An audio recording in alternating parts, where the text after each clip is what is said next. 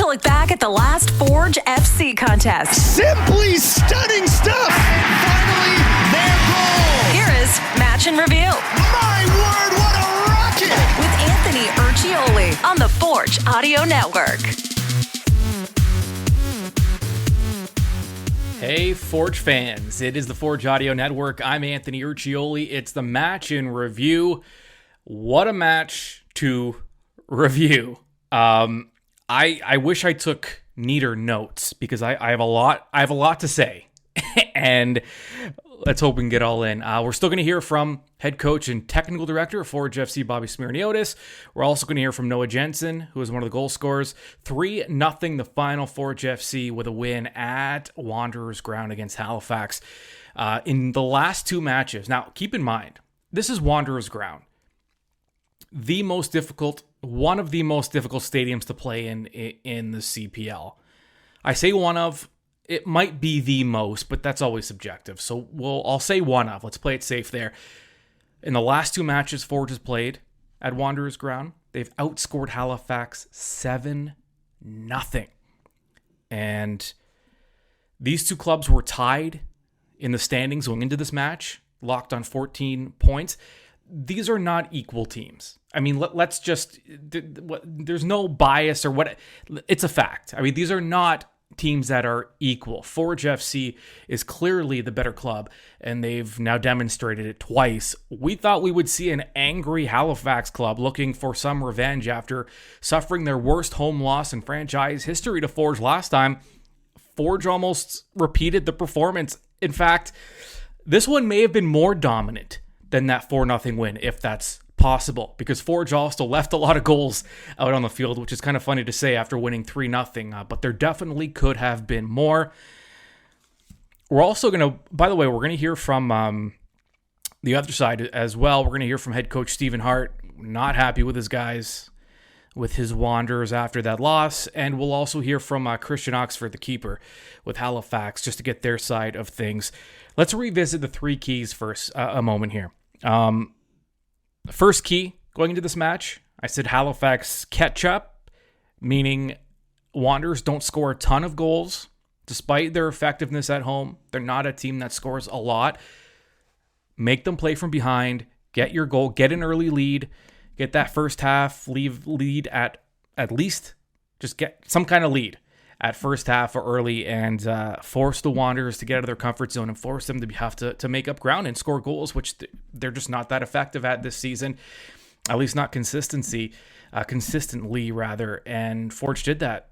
They 2 first half goals and then the clincher. We'll get through the scoring summary in a moment after we go through the three keys here. So Halifax catch up. That key, success.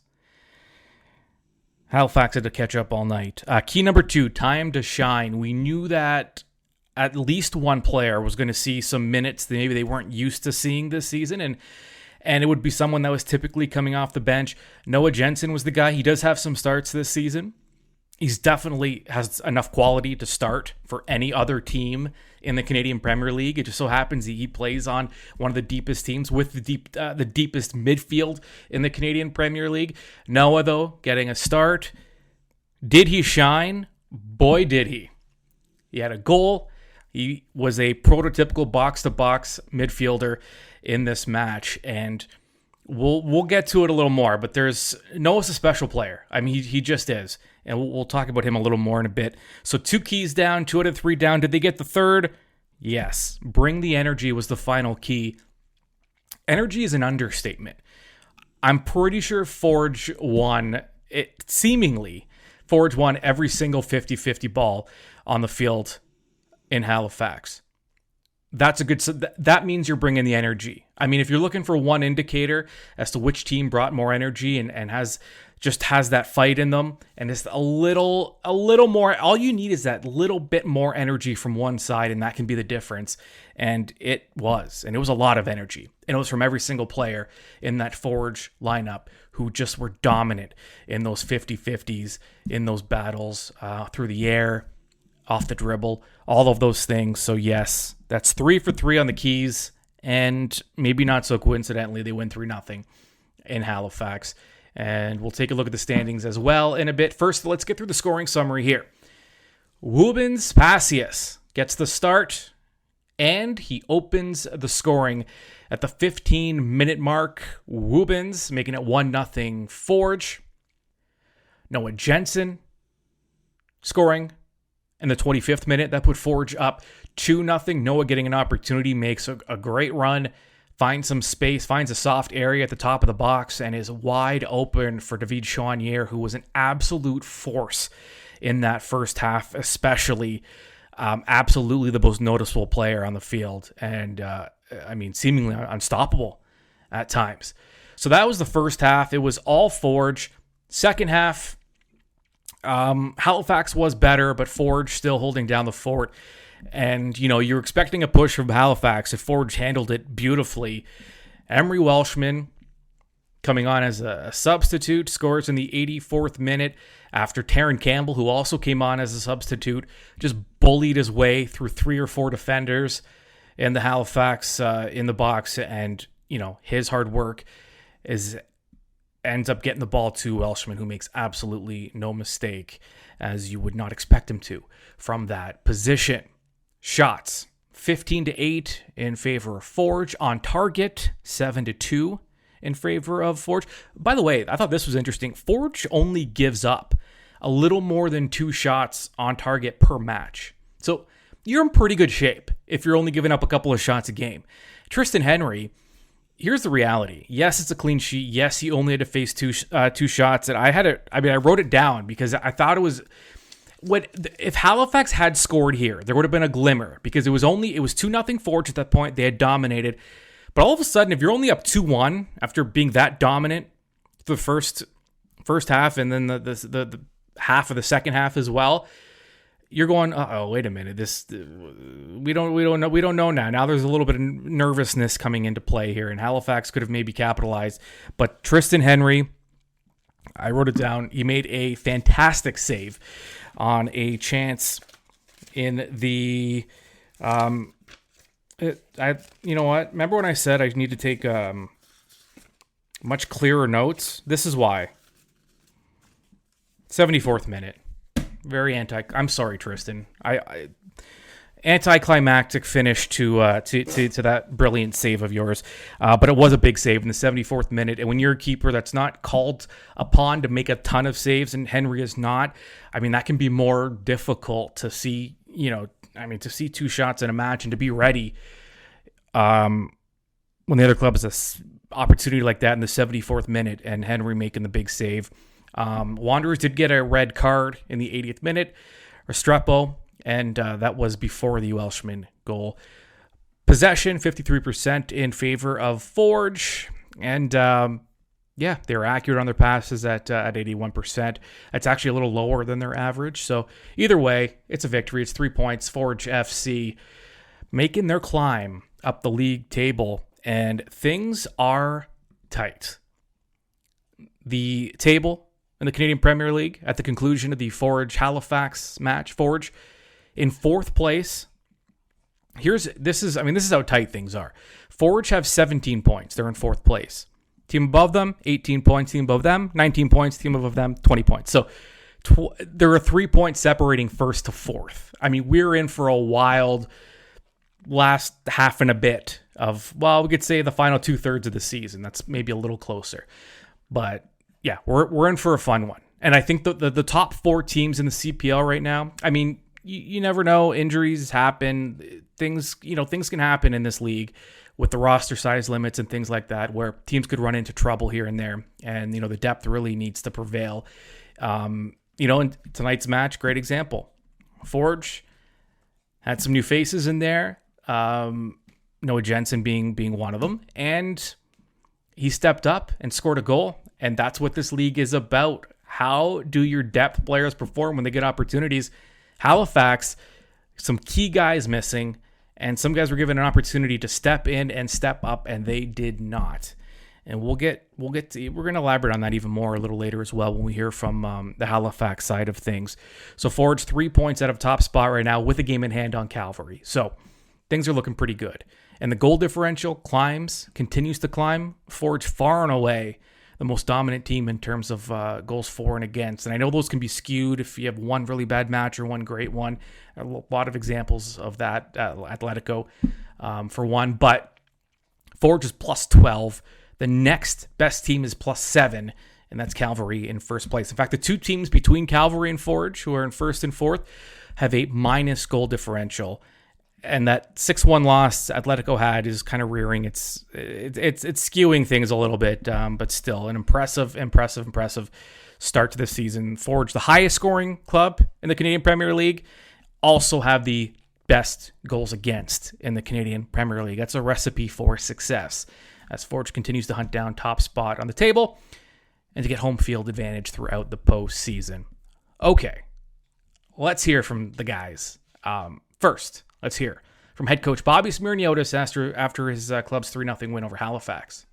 Yeah, I think a couple of things coming into the game. We always know it's a difficult place to play. We had success here a few weeks back with that game, and we wanted to use that a little bit as our template. And what we did very well in that game, and what we've continued to do well since that game. So I think the guys did that excellent in the first half.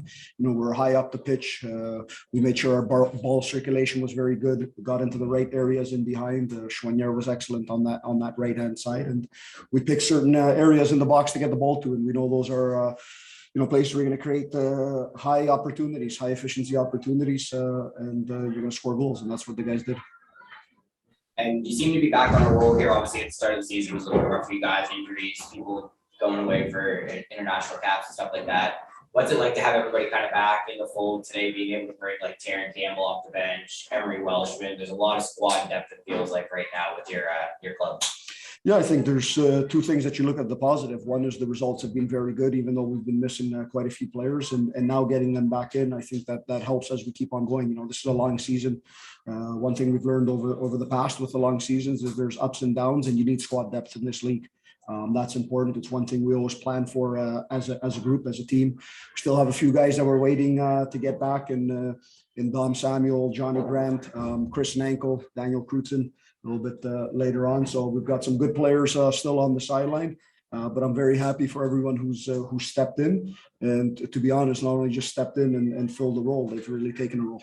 Noah with the big goal today. He's a guy who, as a teammate, as a leader, he's had that reputation through his youth career into his college career. When he scored that goal, you can see the reaction even from his teammates. They're really excited for him. Can you maybe just talk about his performance today and then some of those leadership intangibles that he brings as well? First and foremost, you see the reaction of his teammates. That's indicative of what he is like in training. He's a guy who's out there, he's working hard, hasn't had the most minutes. But when he's getting them, he's taking advantage of them. And he's a player that doesn't, look and see how many minutes he's playing, but rather he's working. He knows he's part of a squad that has a very deep midfield and a very good midfield. But the one thing I know is his future is bright.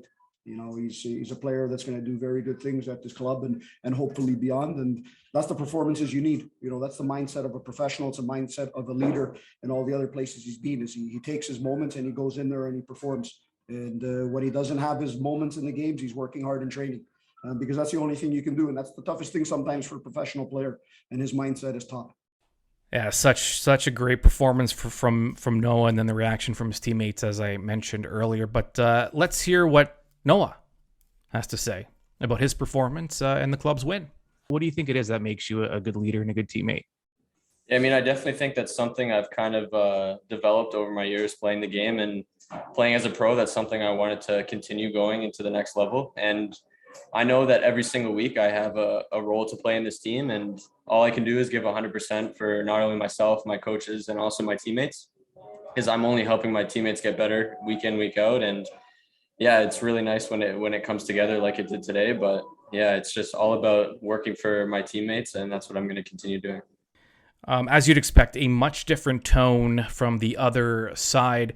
Halifax head coach Stephen Hart, not a happy camper after his club's loss to Forge. Just defensively on the first two goals, do you look back on those as more of, kind of a tactical advantage that Forge had, or was that just players and lines dropping too deep, leaving too much space? Which does it come down to? How can it be a tactical advantage when the first goal, the guy beats 4 or 5 guys? What does that have to do with tactics? And and then you get scored on almost with the exact type of play the second time. So the players who are supposed to be running and cover that space are not running. It's not tactics; it's a running game, and they just did not do that. So that's the message to the players. Of course. You cannot have it both ways, right? Off the ball, you have to close down the space and cover space and everything that's necessary. It has nothing to do with how you play. No matter what shape you play in, what system you play, you still have to fill space and take away space. And they did not do that, and they paid the price for it, you know. And we tried a little better in the second half. But if you look at the game and you look at Forge, for example, they won every confrontation, every 50-50, with determination, with good strength. So if you're not up for that, I don't care what your tactics are. From the bench, it looks simple. But if you are not willing to run and do your job, they will pick you apart. You're playing Forge. They are the flagship team of the league.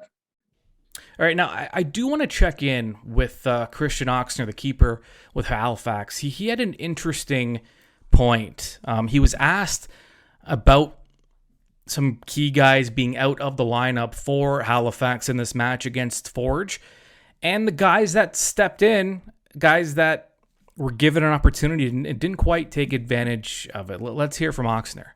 I mean, it's obviously going to be different, but it shouldn't matter because these are the same guys who will sit in the locker room and be upset that they're not playing. So, you know, you get the chance today, you have to take it. That is football. You know, we need to have that mentality that guys have to start to step up when their number gets called and things like that. That is the game. You know, one guy's loss is another guy's opportunity. It will always be like that. So, you know, it will obviously be different, but at the same time, you know, they have to maintain the same level that these guys have when they play. Yeah, I mean, it's a really good point from Oxner. So I thought that was worth playing. Before we go, I do want to point out a few things. So Abu Sissoko, who's been just incredible for Forge this year, and a huge reason why. I mean, and this is the thing with Sissoko. It's such a thankless job sometimes where we didn't even mention Sissoko.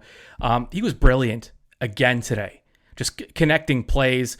He's just, when we talk about a box-to-box midfielder, sure, he's not going to show up on the score sheet necessarily, so it's not that he's scoring, but the way his passing, his ability to find teammates and anticipate runs, and then to come back and defend, he's so hard on the ball. That combination of strength and toughness with the skill that he has, he's not a natural, he has been a midfielder before in his career, but he was playing fullback for Forge when they had a need.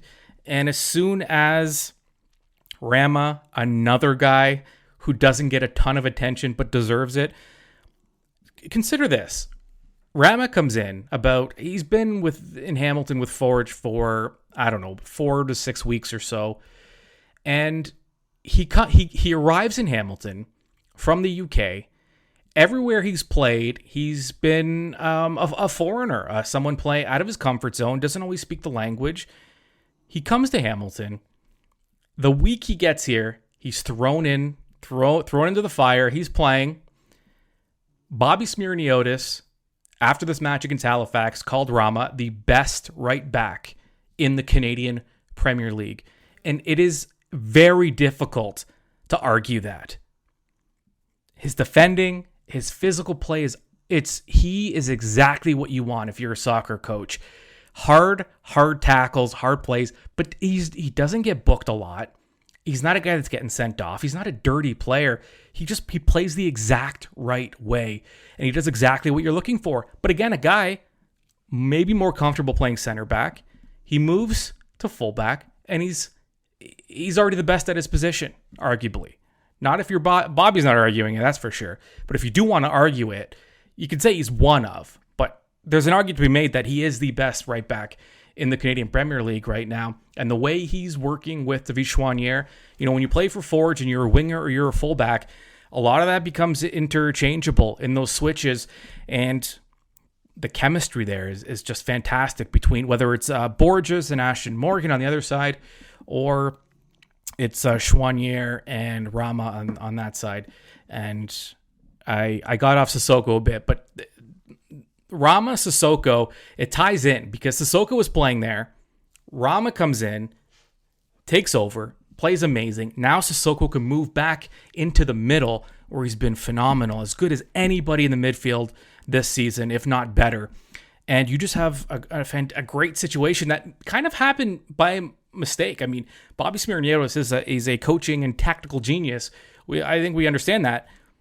But he may not have made those changes if not for some injuries, which you never want to see. But what it's done, and we kind of touched on this, you never want anyone to get injured. And don't ever misinterpret that. But the silver lining when there are injuries are that now when different guys get different kinds of opportunities, you learn a lot about your club when you're facing that kind of adversity. And Forge has. And everything they've learned has been positive. And great problem for a coach to have, which is, it's a problem Bobby will have very soon, is guys are slowly getting healthy and getting back into the lineup. And now there's some very difficult decisions to make. But listen, depth is never a bad thing. It's not always fun if you're a player, but to this point, from what we've seen and heard from Forge, from the players, they have bought into this mentality, and they want to win a championship. Whoever's on the field to get them there, sure, they'd prefer to be the ones on the field, but first and foremost, they want this club to win another championship. They're third in 4 seasons. All right, what do we have with Forge coming up soon? We have a lot of time off for Forge FC. They will play again on June 29th. That's next Wednesday. So they do get about 10 days off, and they will be home to Valor. Tickets available for that match. Abu Sissoko will not be in that match because he's accumulated 4 yellow cards. So he will miss that match. He gets quite a bit of time off. He won't play again until July 3rd. That is the next match for Forge. Also a home match. That's on a Sunday. But before that, we have Valor on the 29th, 7 o'clock. It's a Wednesday night. Tickets available. So enjoy the time off. Remember, just because the club isn't playing matches, they're not off. They're going to be training and they're going to be working on some things, and they will be ready for Valor. Extra time to prepare for Valor is bad news for Valor coming in to Hamilton and to Tim Hortons Field to take on Forge. Also, keep it locked onto the Forge Audio Network. Subscribe however you get your podcasts. Don't forget, if you do listen to our podcast, fantastic. But we also have a video component as well. You can catch that on YouTube on the Forge FC official website. Also, you'll see it uploaded to our social media channels regularly. And we will not be resting despite the time off in between games. We'll have a focus on Forge coming up very, very shortly. And also you will be you'll get coverage from training as well as Forge prepares for Valor. All right, your final from Halifax, 3-0. Forge FC outscoring the Wanderers 7-0 in their last 2 appearances out east at Wanderers ground. Thanks for listening. We'll talk to you soon.